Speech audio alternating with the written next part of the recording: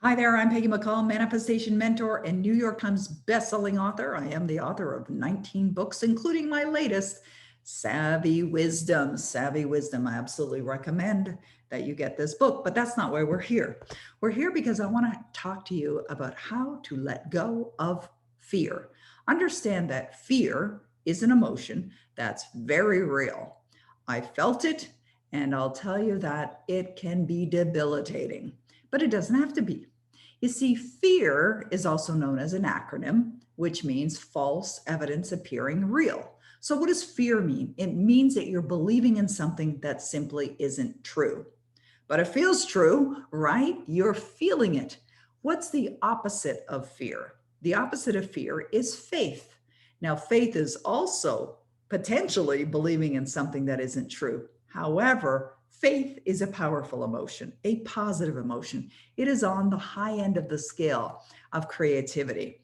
Faith, as you've heard, will move mountains. So when you're feeling fear, what do I suggest that you do to let go of it?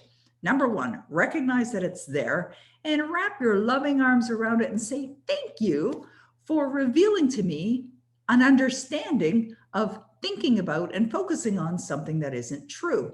And then let it go, release it, just let it go. And then choose to feel faith. Now, how do you do that? You can do that in a number of different ways. One way is to ask yourself a very powerful 4-word question. And here's the 4-word question: what would I love? What would I love?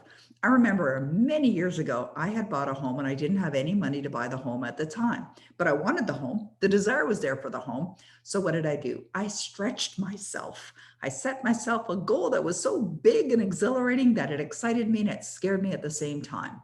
And then I went for it. I found the home that I desired to live in. It was a beautiful dream home, and I bought it.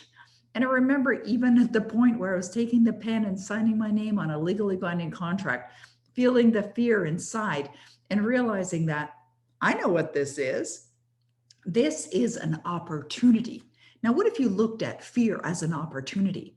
It's an opportunity to turn that emotion into faith, and it's absolutely possible. And it's possible for anyone, anytime.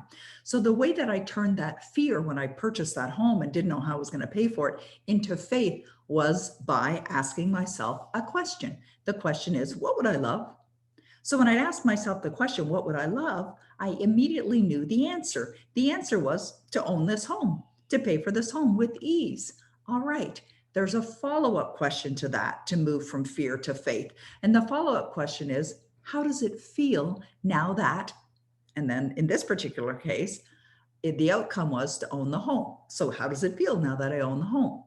So using my imagination, I became emotionally connected to feeling relaxed, feeling joyful, feeling grateful. And then anytime I found myself feeling the fear, I would switch to faith by asking myself, what would I love? What would I love? And what it would feel like when that's occurred. And I go straight to feeling. It's a 3-step process. Ask yourself, what would I love? What would it feel like knowing that outcome is already done? And then you go straight to feeling. That's a 3-step process to move from fear to faith. And I know it works with anything and it works all the time. And one more thing I want to add: if you find yourself feeling fearful multiple times a day, do this 3-step process multiple times a day.